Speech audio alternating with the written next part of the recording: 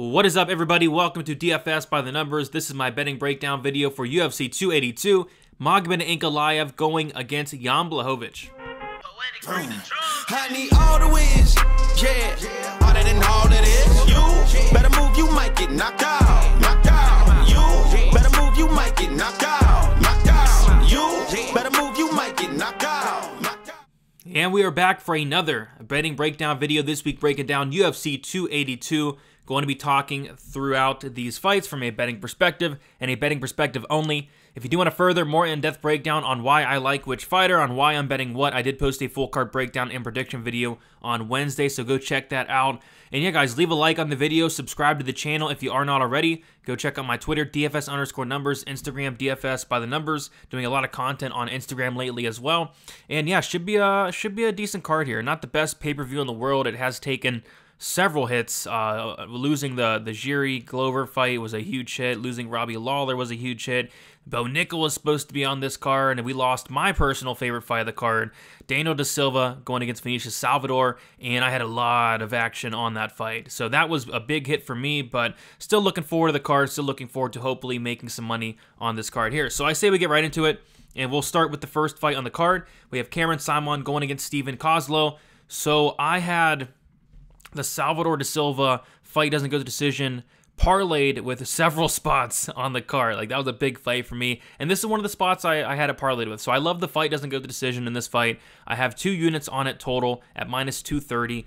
We have a striker versus grappler matchup here. We have somebody in Steven Kozlow who in 6 professional MMA fights, the guy's never seen the second round, 6 first-round submissions, which is why I think the Kozlow first-round submission prop at +1400 kind of stuck out a little bit. I didn't take a shot on it personally, but I think that's kind of how he wins. But we have a guy in Kozlow who is a 10th Planet guy, very good grappler, going against Saaiman, who's a very good striker, and it may not look like it, but, you know, Cameron Saaiman, the guy hits very hard. The guy is going to have a big advantage on the feet, you got to imagine.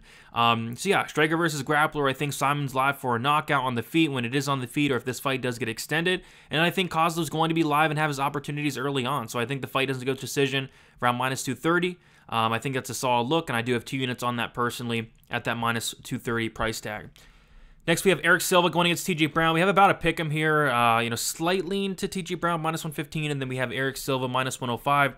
Yeah, I stopped betting on TJ Brown fights a while ago. I mean, whether I'm winning these bets or losing these bets, betting on TJ Brown fights it's just a terrible experience. I mean, I had a lot of hope for this guy coming into the UFC, but he makes mistake after mistake. I mean, the fight IQ is questionable, very, very questionable. I mean, he's going out there and I don't know, he's just not a guy you really want to put any money on whatsoever. And then you have a guy in Eric Silva who, he looks good. He has great ground and pound power, good submission game, but he's just not fought anybody. So it's a fight I'm just content with staying away from. And even the props, I'm not confident in. So I would lean, like, if anything, I would lean towards the fight doesn't go to decision at -170, -175. But even then, it's just really hard to put my money on a TJ Brown fight at this point. Like, every single time I do, I'm disappointed. So I think it's best to just stay away.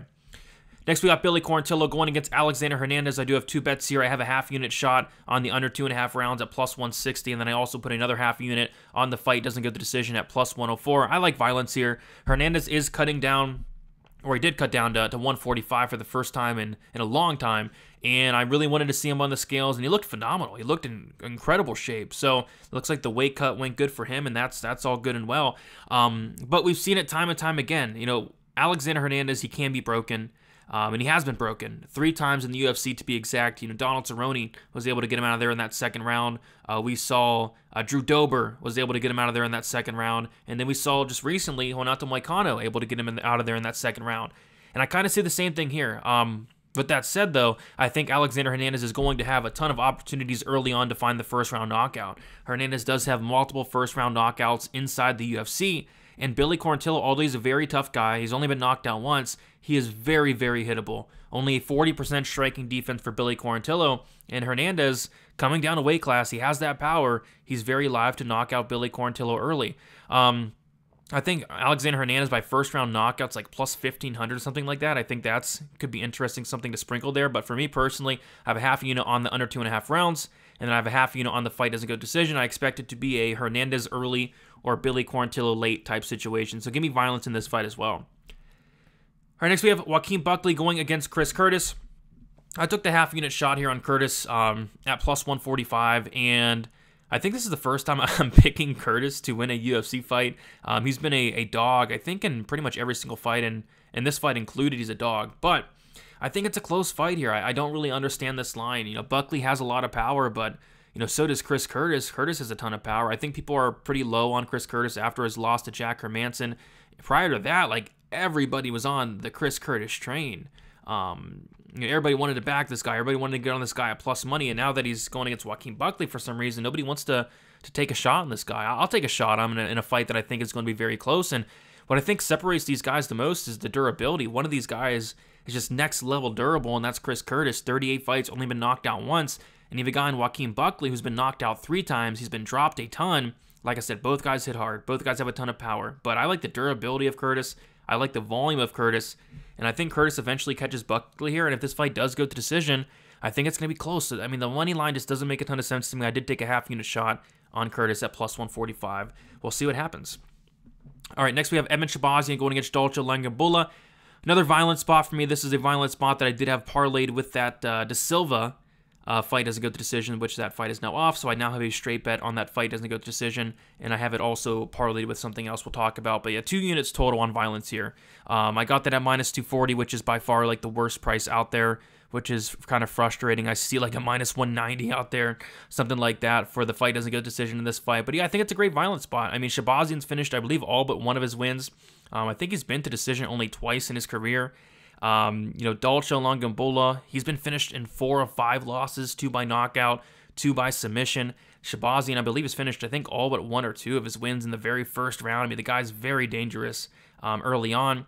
And both guys, bad gas tanks, especially Dolce. I mean, Edmund has a poor gas tank, and we've seen that, but I don't think anybody has a worse gas tank than Dolce Langabula. The guy gets tired very, very quickly. I think it'd be wise for Edmund to maybe grapple with Dolce a little bit early on and make him work. And if he does that, I see Dolce just completely gassing out. I don't think Dolce has the cardio to wrestle, to grapple for any long period of time. But I think most likely scenario is Edmund getting that first round knockout, and he has a ton of them on his career already. And I think he adds another one here. So give me Edmund to get it done. I don't hate like the Edmund inside the distance, which is around like minus 135, but I just took the safe route with the fight doesn't go to decision, just in case Dolce, who does have power, is able to knock out Edmund, who is not the most trustworthy fighter, especially at this point of his career. But yeah, 2 units total on that fight doesn't go to decision, minus 240 for me. All right, next we have Raul Rosas Jr. going against Jay Perrin.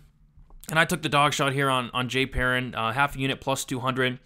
And I don't know, it's kind of a fight where I have a lot of questions about Raul Rosas Jr., a lot of question marks with this guy, and I went and watched tape on him. I watched all his fights, and there's not really a bad thing you can say about him. He looks good, very good wrestler, very good grappler, cardio seems to be good.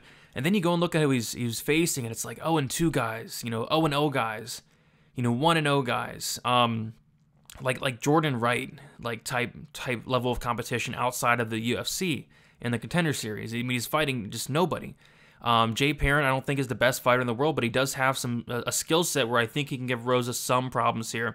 Jay Perrin, phenomenal cardio, phenomenal toughness, durability, great takedown defense, great get-up game. He trains with Merab Dvalishvili every day, so he's getting great looks in the gym. And I mean, it's just the price tag for me. I mean, Raul Rosas Jr., he's 18 years old, just turned 18. He's a minus 250 favorite. He's making his debut off the Contender Series. He's fought literally nobody. I mean, what could possibly go wrong at minus 250 for Raul Rosas Jr.? I mean, he looks phenomenal, don't get me wrong, but he's just not fought anybody. He's not been tested. He's not battled any adversity. He's going to be on a huge stage, a pay-per-view card. And he's only 18. So, I mean, I'm taking the dog shot here. Do I feel great about it? Not really, but at plus 200, you really don't need to. It's just a spot I'm willing to take. So half a unit, Jay Perrin, plus 200. We'll see if Rosas passes this test. It's going to be the first test he's ever had yet. So we'll see if he passes it here. Next, we have Jairzinho Rozenstruik going against Chris Daukaus. And yeah, since the De Silva-Salvador fight did fall off, my night comes down to this fight. finishing. So the first bet I do have is the under 1.5 rounds. I got it at plus 114 for 1 unit. It opened up minus 115. It moved to plus 114 for some reason. I hit it there, and then it's been nothing but money coming in on that since then. I still like it at minus 140, minus 145, minus 150. I think the under 1.5 is a good look. And then I also have the fight doesn't go to decision parlayed with the Simon fight, and then the fight doesn't go to decision parlayed with the Edmund fight. So I have 3 units total here on some violence in the Rozenstruik-Dawkins fight. The reason being is obviously the heavyweight fight. Both guys have a ton of power. We see that Dawkins has been finished in all of his losses. He's been knocked out 4 times. We see that Rozenstruik's been knocked out twice in his own right, just coming off of a knockout loss. Both guys have power. And I feel like Dawkins is really going to have to close distance here and put himself into some serious danger to have success in this fight. And that is going to leave him open to being hit, to being countered by Rozenstruik, who hits very hard. And, you know, Dawkins just got knocked out by Curtis Blades, a guy in Curtis Blades who I think has power, has solid striking, but you know, Rozenstruik hits much harder than Curtis Blades. I mean, Rozenstruik is a guy that's knocking guys out with jabs. And Dawkins, I don't trust the chin. I think Rozenstruik does touch him at some point, and probably early as well. So I like the under. The fight doesn't go to decision by night. Pretty much comes down to this fight finishing. We'll see if it does. Dawkins has never been over that 1.5 round marks yet in the UFC, and I don't really think that changes here. All right, next we have a fight that... This is the best fight on the card by a mile. If this fight was not on the card, this would probably be the worst pay-per-view ever, to be honest. But this fight's amazing. Ilia Topuria, Bryce Mitchell, and it's a fight where I can't bet this fight at all. I just cannot bet this fight at all. I do not have a strong read on this fight whatsoever. I feel like this fight can play out so many different ways. It's one of those fights where I'm okay with not having any money on it at all because it's going to be such a great fight. I see people with really strong leans, really either way. Topuria is going to go out there and knock out Bryce Mitchell, which is possible. Bryce Mitchell is going to grind out Ilia Topuria, which is possible. I could see both scenarios there. I've been flipping back and forth on a pick throughout the week, so I'm just going to stay away. I have no interest on betting this fight. I'm going to sit back and watch it, enjoy it, see what happens. I have no clue who's going to win. I guess I slightly lean Bryce Mitchell because I feel like if this fight does get extended, I trust him a little bit more down the stretch in that late second, third round. I think he's going to have the better cardio, but Topuria is a freaking monster. Black belt in BJJ, dangerous everywhere the fight goes. He's going to have a striking advantage, a power advantage. So we'll see what happens, but pass. It's a pass. And I know it sucks passing on a fight like this, but sometimes you gotta. I have no interest in betting this fight. Next, we have Dricus du Plessis going against Darren Till. I do have a bet here. I had the fight doesn't go to decision partly with the De Silva. Fight doesn't go to decision, so that now turns into a straight bet. So I have 1 unit on the fight doesn't go to decision at minus 182. And it's still around there. It's like minus 175. I think violence is a good look here for a Dricus du Plessis fight where Dricus has only seen the scorecards once in his entire career. That was his last fight against Brad Tavares where he got hurt a couple times. Tavares got hurt several times. And I think it's a good violent spot here against Darren Till, who I could see du Plessis knocking out Darren Till. I could see if du Plessis is able to get this fight down to the mat, I could see him subbing Darren Till. And on the flip side, du Plessis leaves a lot of openings to be hit, and Darren Till has a ton of power. So I don't want to completely rule out a Darren Till finish. I think he's live to potentially knock out du Plessis, but I do lean the du Plessis side myself just due to the fact that it's hard to trust Darren Till at this point of his career. He's looked pretty bad. And this, to be fair, this is a big step down in competition for Darren Till, but it's just hard to pick him at this point. Don't like this fight from a money line standpoint, but I think violence is the answer in this one. Santiago Ponzinibbio, Alex Morono. Nothing sticking out here. I'm going to slightly lean with Ponzinibbio, but I think this is going to be a close-ish fight. Morono coming in on short notice. This is a catchweight fight. I guess I kind of lean like the overs and the fight goes to decision, but nothing I'm really running to the window for. Should be a close fight, though. I like Ponzinibbio to win, but minus 180, I'm okay on that. Paddy Pimblett, Jared Gordon. Pimblett minus 245, Jared Gordon plus 210. And there were 2 spots that I was going to consider before the odds even came out. The first spot was Paddy Pimblett, finish only, scorecards, no action. If that was anywhere around like minus 200, it would have been smashed by me. But they are wise to it and much more. They open it up at like minus 400, minus 450. So that is not playable. The other play, though, it was Jared Gordon, decision only, and that's playable at plus 120. So I ended up putting a half unit on Jared Gordon, decision only, at plus 120 because I think the fight plays out one of 2 ways. I think Jared Gordon is going to be the minute winner here. I think he's going to be the better striker, more volume. I think he can take down Paddy Pimblett, control Paddy Pimblett. I think he's going to be winning the minutes of this fight. The problem with Jared Gordon is he has been finished in all 5 of his losses. Paddy Pimblett's very dangerous everywhere the fight goes. He has power. He has that improved striking. He has a very good grappling game.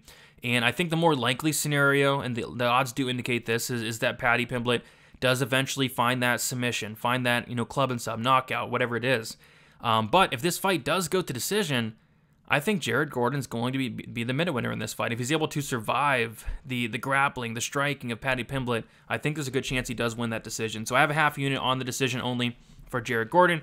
If you guys don't know what that is, the decision only is literally the opposite of the finish only, which means that if the fight ends inside the distance, the bet is voided there. I'll pick Paddy Pimblett to win inside the distance, though, but like I said, you can't bet that finish only at -400. Like, even Paddy Pimblett inside the distance at -125, I kind of want, or would want plus money on that. So yeah, the only bet for me is the half unit shot on Gordon, decision only. And then the main event, Magomed Ankalaev, Jan Blachowicz. I know it sucks not having a bet on this fight, but just nothing's sticking out. I mean, do I want to lay -355 on somebody who's going to go out there and do nothing? No, not really, but I do think he wins this fight. I think on the feet it's going to be close just because they're going to be doing nothing, looking at each other. And then I think Ankalaev does have a clear path to victory with mixing and takedowns here or there.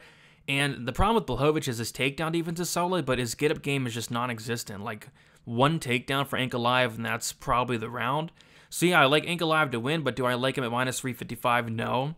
And in terms of the props, like, could I see Ankalaev finishing? Sure, I could, but I could also see him going out there and just doing nothing as well. So, I mean, just nothing sticking out on this fight at all. So, yeah, just clear pass for me. The pick is Ankalaev by decision, but nothing sticking out from a betting perspective.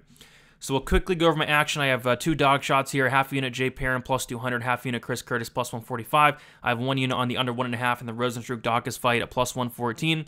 I have a half unit on Quarantillo Hernandez under 2.5 plus 160. And then a half unit on the fight doesn't go in the Quarantillo Hernandez fight plus 104. I have the Gordon decision only half unit plus 120. I have my 2 parlays of the card. Rosenstruck Dawkins fight doesn't go. Parlay with Simon. Kozlov fight doesn't go. 1 unit minus 118. And then I have the Shabazian Dolce fight doesn't go. Parlay with the Dawkins. Rosenstruck fight doesn't go. Minus 122, 1 unit. And then I have straight bets on the following due to the De Silva fight being canceled. I have a straight bet on the Simon Kozlov fight doesn't go. 1 unit minus 230. A straight bet on the Shabazian Dolce fight doesn't go. 1 unit minus 240. And then a straight bet on the Duplessis Till fight doesn't go. 1 unit minus 182. So yeah, the De Silva fight getting canceled kind of hurt me a tad, but it's not a big deal because the fight doesn't go decision odds for that fight. They were pretty chalky, but I was more than confident in that play there. So it is what it is. But yeah, guys, should be a fun one. Not the best card in the world, but it's a pay-per-view. We get a championship fight. We get to see Paddy Pimblett. It should be a fun card. Some solid betting opportunities. Leave a like. It does go a long way. Subscribe to the channel. That also goes a long way. And best of luck for UFC 282. We will talk to you guys very soon. See you later.